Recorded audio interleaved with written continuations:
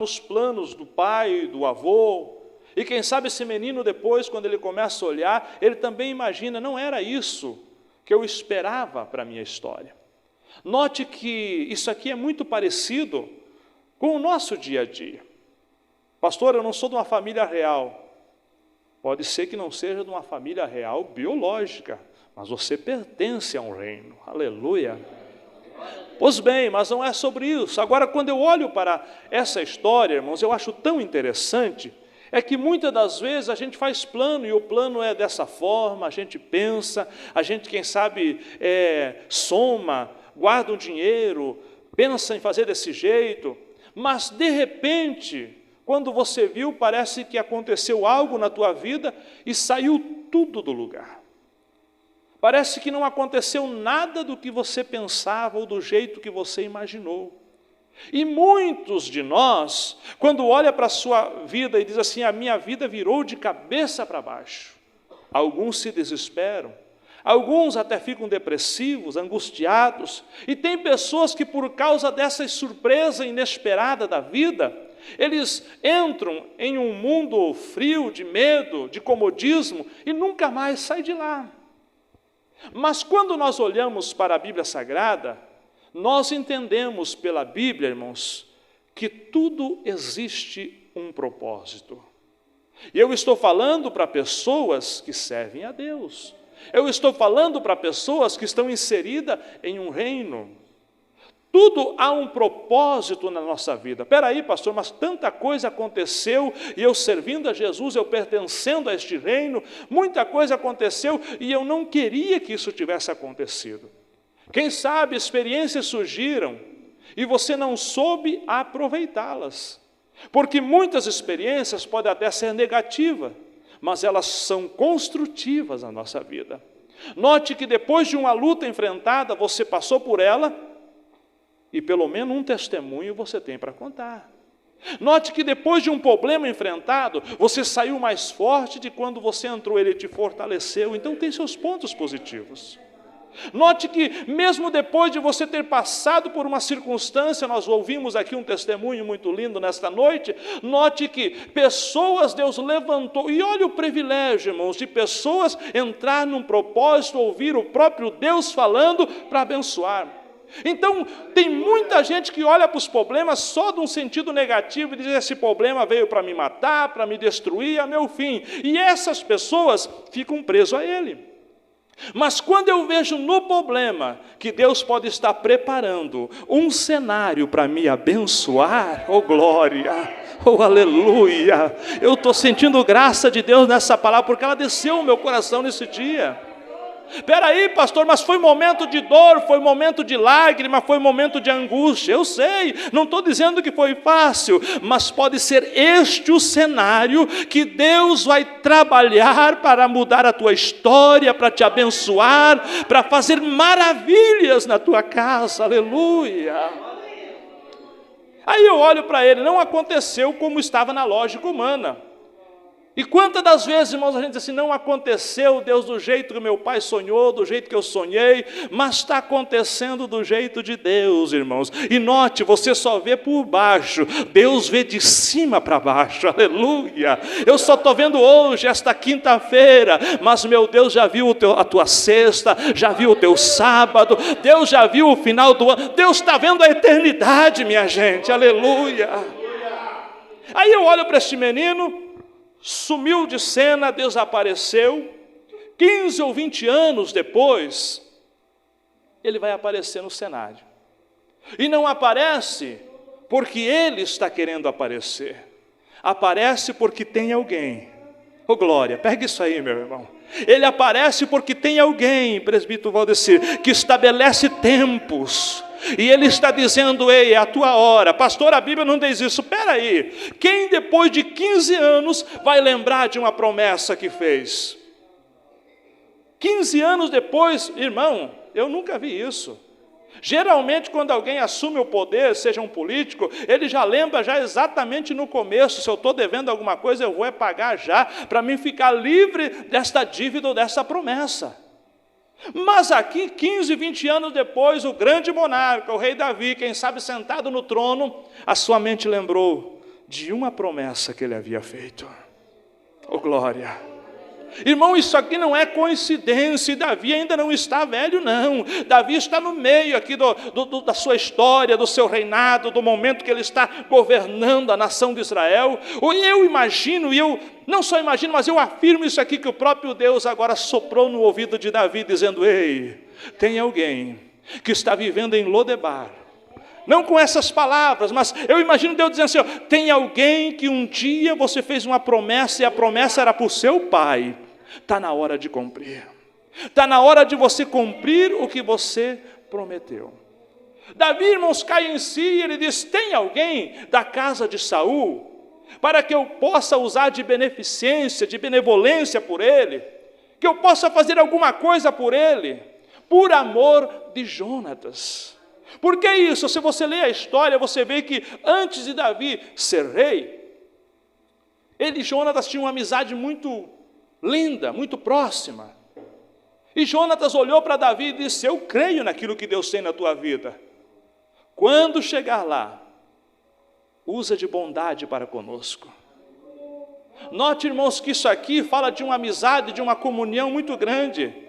Porque dizer que acredita em você no momento que a coisa aconteceu é fácil. Agora esse está dizendo: eu acredito nos planos que Deus tem a teu respeito antes dele acontecer.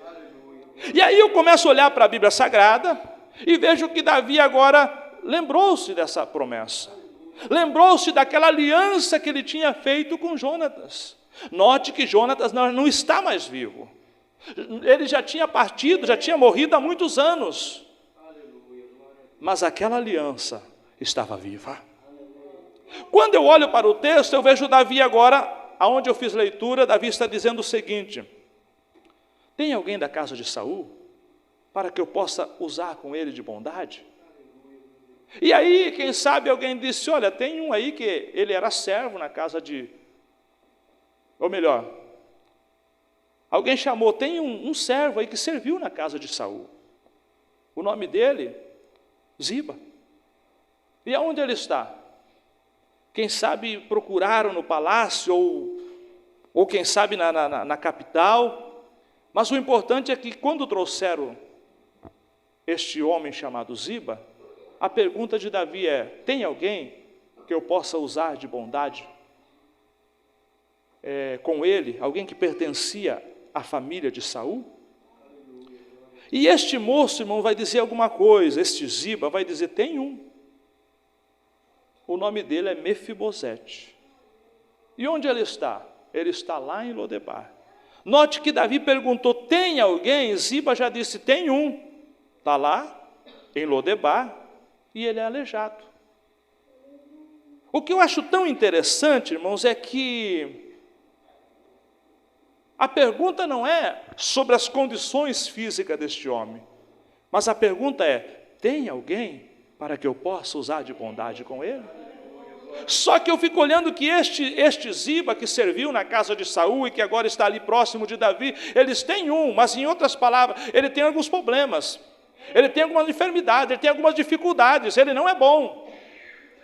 Só que aqui, irmãos, ganhou a minha atenção e o meu coração ardeu nesta manhã quando eu relembrava esse texto, porque mesmo tendo problema, mesmo tendo defeito, mas o rei mandou chamar. Oh, glória, está entendendo isso aqui? Oh, aleluia! Tem gente, irmãos, que não... Mas espera aí, tem defeito, tem isso, tem aquele outro. Mas o rei mandou chamar. E se o rei mandou chamar, não importa o tamanho do defeito, não importa o tamanho da dificuldade, não importa se está doente, não importa as condições que ele se encontra. O rei mandou chamar. Pronto. Outra coisa que me chama a atenção: por que o rei manda chamar? Porque o rei lembrou: este alguém que ainda está vivo, há uma aliança sobre a vida dele. Oh, glória! Oh, glória! Há pessoas que eu estou pregando aqui nessa noite, irmãos. O rei te chamou. E deixa eu dizer que você não era bom, eu não era bom. Nós tínhamos muitos defeitos. nós tínhamos muitas mazelas na nossa vida, nós quem sabe estávamos de pés quebrados, não fisicamente, mas envolto pelo pecado, amarrado, sem condições de caminhar. Mas aí o rei olhou e mandou chamar, chama o Miqueias lá. Mas espera aí, os amigos, os que estão próximos não dão nada por ele, é um homem que já não tem personalidade, não tem caráter, está atrapalhado, está perdido, mas e daí? Pode ser problemático, mas o rei mandou chamar, aleluia. Eu sinto graça de Deus em ministrar aqui nesta noite, porque eu estou pregando para pessoas que quem sabe muita gente já disse para você assim: ei, você não tem mais crédito, não tem mais valor para a sociedade. Quem sabe a família já disse: não tem mais jeito para você, você não tem mais recuperação. Mas aí eu tenho a palavra de Deus, o rei ainda está chamando. Urabacandarás. O rei ainda chama. Irmãos, eu estou sentindo algo forte de Deus em falar aqui.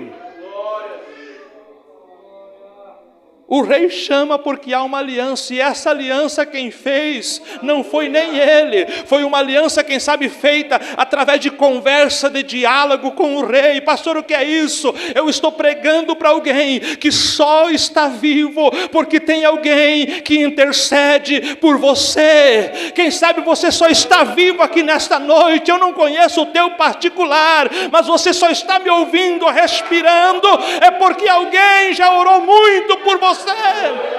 E eu quero ser profeta de Deus e dizer, alguém que quem sabe nem está mais aqui nessa terra, mas o fruto, o poder da oração continua ecoando por este mundo, e o rei dos reis dizendo: ei, vai chegar a tua hora, vai chegar o teu momento, eu não desisto de você, eu mandei te chamar, porque eu quero restituir a tua história, a tua vida. Uramandarás, Eremandarai, aleluia. Está sobre uma cobertura de oração, aleluia. Quantos de nós, irmãos, que ainda estamos de pé, porque teve um pai que orava, tinha uma mãe que intercedia. Quem sabe alguns deles já não estão mais nessa terra, mas tudo aquilo que ele apresentou diante do rei ainda está agindo, e no tempo de Deus haverá resposta. Aleluia. Glória a Deus. Agora acompanhe comigo aqui. Este menino sai do palácio para morar em um lugar chamado Lodebar. Quem o levou para lá foi a sua cuidadora. A Bíblia chama ela de ama. Ele não nasceu aleijado, ele ficou aleijado por esse acidente que aconteceu. E imagine só, alguém que agora já não está mais no palácio, já não é mais filho de rei, neto de rei, não tem mais aquelas mordomias, ao contrário, tem que ficar escondido. Por que escondido? Porque houve um decreto em que exigiu-se um juízo sobre toda a casa de Saul, pelos males, pelos caminhos errados que Saul tomou, pelas decisões equivocadas, toda a sua casa foi exterminada. Quando eu olho para isso aqui, imagine um moço que nasceu numa casa com muitas regalias, que estava numa família que tinha tudo à sua volta, de repente ele tem que viver o resto da sua vida aleijado. E isso não é tudo, escondido. Porque se dissessem a que família ele pertencia, havia um sério risco de ser morto. E aí, meus irmãos, eu fico olhando que ele vai viver a sua vida assim. E aquele tempo, quem tinha uma enfermidade, uma doença física como essa, não tem os recursos que o governo dá hoje, de um auxílio, de uma aposentadoria, não. É viver de favores de outro. Aqui eu quero que você acompanhe isso aqui. Alguém que nasce num berço de ouro, mas que de repente vê o mundo desmoronar e vai tudo embora aquilo que ele tinha. E ele passa a viver a sua vida de favores em uma cidade chamada Lodebar. Muitos vão dizer tantas coisas, Lodebar significa isso, significa aquele outro, mas eu entendo diferente. Eu entendo, irmãos, que Lodebar é um lugar onde ele ficou escondido. E note que quem escondeu ele lá, Deus usou pessoas, a sua ama, ou usou alguém para levar ele para lá, sim. Mas foi o próprio Deus que escondeu ele em Lodebar. E muitas das vezes, quem sabe ao olhar, olhava com lembrança, que saudade de estar na casa de meu pai, a saudade de sentar na mesa com ele, de desfrutar dos manjares que outrora tinha, mas existe um tempo determinado de ficar escondido. E por que eu digo que foi Deus? Porque tudo à sua volta dizia que aquele menino ia morrer. As condições físicas deles eram as mais difíceis possível. Aí eu começo a olhar para isso aqui, ele está em Lodebar. Lodebar é um lugar que Deus levou ele lá para poupar a sua vida. Ele está num lugar onde o próprio Deus o colocou, o permitiu. São fases da vida que a gente às vezes não quer viver. Mas ele está em Lodebar escondido por Deus. E aquele que está escondido por Deus, irmãos, pode ter laço de morte. Aleluia. Eu estou sendo profeta de Deus. Você pode, mas eu estou esquecido, eu estou abandonado. Não, você não está abandonado. É Deus que te escondeu. Aleluia. Mas eu estou num lugar onde ninguém mais está me vendo. Ei, você pensa que não estão te vendo. É Deus que te escondeu por um período de tempo. E por que Ele escondeu? Para você sobreviver. Aleluia. É para sobreviver. O que tem de gente, irmãos, que reclama, que murmura dos decretos de Deus. Meu irmão está no anonimato. Quem sabe está vivendo a pão e água, da dificuldade, da angústia, da amargura. Mas não reclama. Daqui a pouco vai soar uma notícia. E a notícia não importa se está na capital ou se está em Lodebar. Quando chegar a hora, a notícia vai bater na tua porta. O rei tem autoridade para te encontrar. Aleluia! Oh, Espírito Santo, eu estou sentindo uma graça de Deus aqui nessa noite, irmãos, porque eu sei que esta mensagem é com direção certa a algum coração que me ouve aqui nesta noite. Oh, aleluia! Oh, aleluia, não é esquecimento, não é abandono, não é porque você é insignificante, não. É Deus que disse, deixa eu esconder ele aqui, deixa eu esconder ela esse tempo. Vai ficar no anonimato, esquecido pela sociedade, esquecido pelos irmãos da igreja, esquecido até mesmo pelo seu pastor. Mas é Deus dizendo, eu estou cuidando de você, eu estou cuidando de você. Aleluia, oh glória. Não é esquecido, irmãos, é escondido por Deus. E quando Deus esconde, irmão, ninguém acha. Mas quando Deus fizer aparecer, ninguém esconde. Aleluia. Agora, quando Davi diz assim, mas espera aí, se tem um, manda chamar. Olha os Zibas, é aleijado de ambos os pés, está lá em Lodebar. O rei disse, manda chamá-lo. Aleluia. Meu irmão, sabe o que você faz nas fases difíceis da vida? Continua crente, continua servindo a Deus. Espera aí, pastor, mas é a pior fase da minha vida. Continua servindo a Deus. Essa fase, ela teve um dia para começar, mas Deus sabe o dia que vai terminar também. Não vai durar para sempre. Eu estou profetizando para alguém, não vai durar para sempre. Aleluia, oh, aleluia. Agora o rei manda chamar. E aqui, irmãos, é que eu vejo como está a vida deste moço. Quando o rei mandou trazê-lo, e ele chega diante do rei, e o rei diz, eu quero usar de bondade, eu quero restituir a tua vida. As terras que foram de Saul, eu quero dá-las a você. Sabe o que ele está recebendo, irmãos? É alguém que está no anonimato, quem sabe lá, esquecido, quem sabe num lugar onde as pessoas passavam por ele, não davam atenção pelo seu estado físico. E muitas das vezes isso acontece. E não é porque a gente fez A ou B. É porque às vezes Deus está nos forjando para a gente saber lidar com os outros no dia da bênção.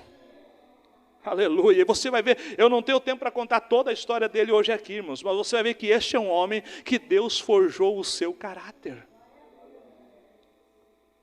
Pois bem, imagine só, se o rei mandou chamá-lo, pelo menos um oficial do rei, pelo menos um cavalo de honra.